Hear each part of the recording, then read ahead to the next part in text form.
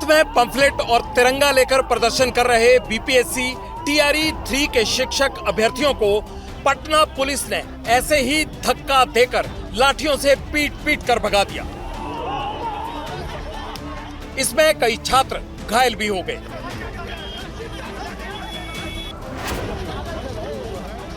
Police की इस हरकत पर सवाल उठ रहे हैं, लेकिन असली सवाल इन अभ्यर्थियों के मुद्दे का है, जिसे लेकर ये बीपीएससी ऑफिस का घेराव करने पहुंचे थे। ये सरकार से आश्वासन चाहते थे कि रिजल्ट जारी करने से पहले सरकार 1 कैंडिडेट 1 रिजल्ट का प्रावधान करे। हम लोग को लाठीचार्ज किया जा रहा है सर, यहाँ पे मारा गया है सर प्रशासन के द्वारा। सर हम लोग का 1 कैंडिडेट 1 रिजल्ट का मांग है सर, रिजल्ट से पहले काउंसलिंग का मांग है सर। हर बार फर्जीवाड़ा हो रहा है सर, हम लोग बाहर हो जा रहे हैं सर।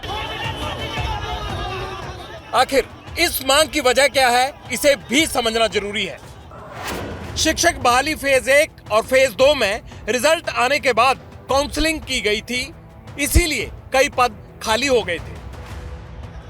कैंडिडेट्स चाहते हैं कि तीसरे फेज की शिक्षक बहाली में ऐसा ना हो, इसीलिए सड़क पर उतरकर प्रदर्शन कर रहे थे।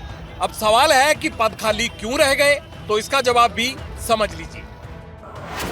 शिक्षक बहाली फेज 1 और फेज 2 में कई अभ्यर्थी कई सीटों पर पास हो गए थे। इस मामले को हम एक और तरीके से आपको समझाते हैं। बीपीएससी ने 87,774 पदों के लिए वैकेंसी निकाली थी। 4 दिन तक चली इस परीक्षा में करीब 4 लाख छात्र शामिल हुए। इसमें प्राइमरी स्कूल के लिए 28,026 पद थे, मिडिल स्कूल के लिए 19,645 पद थे, माध्यमिक में 16,970 पद और उच्च माध्यमिक में 22,373 पद है। अगर कोई कैंडिडेट हर लेवल की परीक्षा में बैठता है और पास हो जाता है, तो किसी एक सीट पर नौकरी करनी होगी और बाकी सीटों को छोड़ना पड़ेगा। ऐसे में उस पर कोई नियुक्ति नहीं होगी और वो पद खाली रह जाएंगे।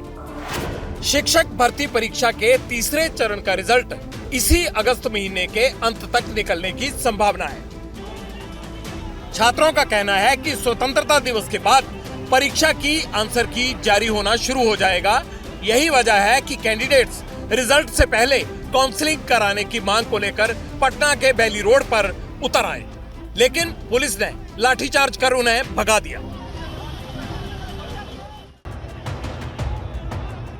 पटना में जब भी कोई प्रदर्शन होता है तो पुलिस का रवैया ऐसा ही रहता है।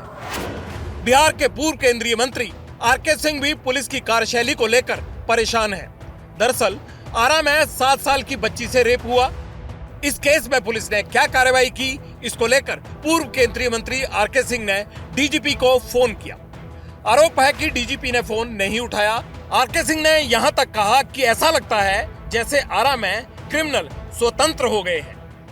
यह सुनिश्चित करना होगा कि विटनेसेस को प्रोटेक्शन मिले और दूसरा यह सुनिश्चित करना होगा कि ट्रायल जल्दी हो। लेकिन यही कारण है, विटनेस को जो डर होता है, डराया जाता है, यही कारण है कि जो डॉन बनते हैं, उसका कारण यही है। क्रिमिनल सब लगता है कि स्वच्छंद हो गया, ये चिंता की बात है। इसका मतलब बिहार में नौकरी मांगने पर लाठी और इंसाफ मांगने पर अनदेखी हो रही है। बिहार के मुख्यमंत्री खुद आंदोलन से निकले हुए नेता हैं। उनकी सरकार में ऐसा होना हैरान करने वाली बात है।